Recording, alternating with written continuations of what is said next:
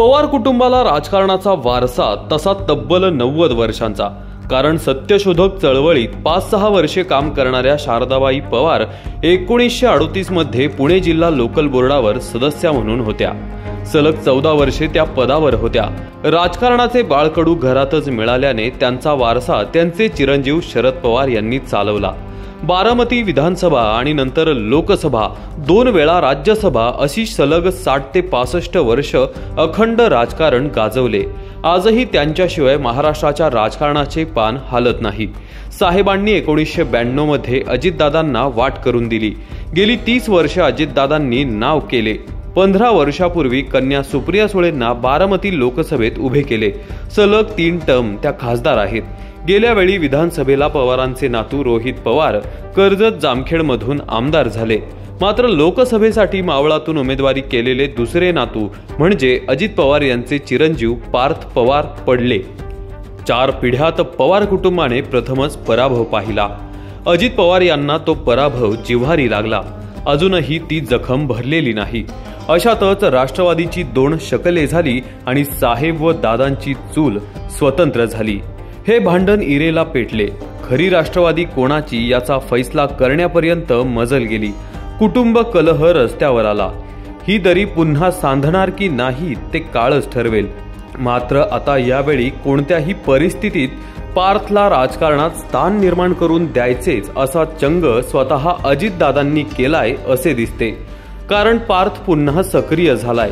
त्याला पुन्हा मावळातून लोकसभेची उमेदवारी द्यायची आणि निवडून आणायचे अशाही हालचाली सुरू आहेत। प्रत्यक्षात मावळ लोकसभेत गेल्या वेळी पार्थचा 2.5 लाखांनी पराभव झाला, पण त्याने 5.5 लाखावर लक्षवेधी मते घेतली होती।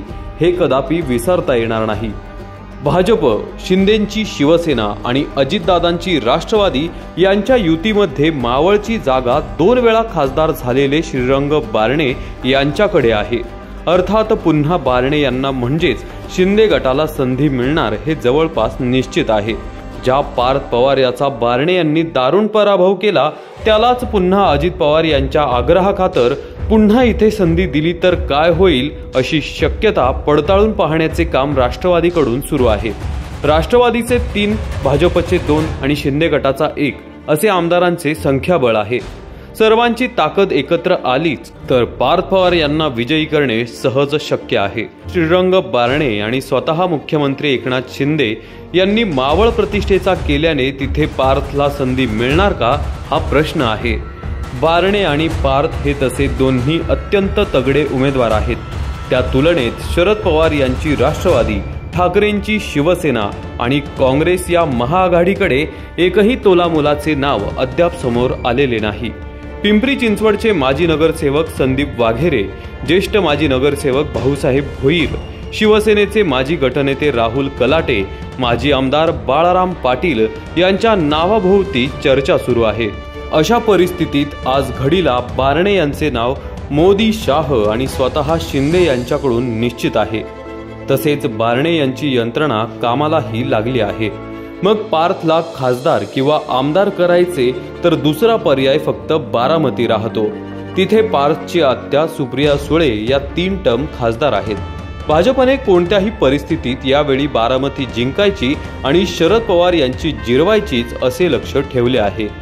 केंद्रीय मंत्री निर्मला सीतारामन, भाजपचे प्रदेशाध्यक्ष चंद्रशेखर बावनकुळे यांच्यासह भाजपचे दिग्गज बारामतीसाठी काम करतात। उमेदवार कोण ते माहीत नाही, पण सुप्रिया सुळे यांचा यावेळी कार्यक्रम करायचाच असा थेट वरिष्ठ पातळीवर निर्णय झालाय। तिथे अजितदादांच्या सौभाग्यवती सुनेत्रा पवार यांचे नाव जोमात पुढे आले होते। नंतर पार्थ पवार यांच्या नावावर चर्चा केंद्रित झालीय। स्वतः पार्थ पवार यांनी बारामतीत लक्ष घालायला सुरुवात केली आहे। पार्थ उमेदवार असणार की नाही ते अजून ठरलेले नाही, पण सर्वेक्षण चाचपणी सुरू आहे। बारामतीचे नाव भले शरद पवार यांच्यामुळे असेल, पण आज अजित पवार यांच्या मागे तमाम बारामतीकर आहेत। पुणे जिल्हा ग्रामीण मतदारसंघावर आजही अजितदादा मांड ठोकून कायम आहेत। त्यामुळे वेळ पडली तर पार्थ हे बारामतीतूनही उभे राहू शकतात। आता आरपार की लढाई असेल। आजोबांनी म्हणजे शरद पवार यांनी गेल्या वेळी पार्थचे नाव आल्यावर तो उमेदवार नाही असे ठामपणे सांगून अक्षरशः झटकले होते। कुटुंबात महाभारत सुरू झाल्यावर पार्थला उमेदवारी मिळाली, पण पराभव झाला. आता आजोबा, आत्या, चुलत भाऊ रोहित हे विरोधात आहेत. राष्ट्रवादीच्या फाटाफुटीनंतरही अजित पवार यांनी पुणे जिल्हा आणि सर्व तालुके ताब्यात ठेवलेत. राष्ट्रवादीचे खासदार, आमदार, जिल्हा परिषद, महापालिका, नगरपालिका, जिल्हा दूध संघ, जिल्हा बँक, बाजार समित्यांपासून सगळे दादांच्या पंखाखाली आहे. महायुतीमधील एकनाथ शिंदेंच्या शिवसेनेचे खासदार, आमदार, तालुकाध्यक्ष दिमितीला आहेत. तगडे उमेदवार मिळत नसल्याने विरोधकांचे अवसान आत्ताच गळले आहे. अशात पार्थला लोकसभेसाठी बारामती की मावळ सोयीचा यावर घोडं आडलंय. दरम्यान स्वतः पार्थ पवार यांनी नेते, पदाधिकारी, कार्यकर्ते यांच्या बैठका, चर्चा, गाठीभेटी सुरू केल्या. आता मतदारसंघ कोणता तेच बाकी आहे. पार्थ कोणाला पसंती देणार याकडे ही नजरा लागल्यात. मावळ पराभवाचा वचपा काढणार की बारामतीचाच वारसा सांगणार ते पाहायचे.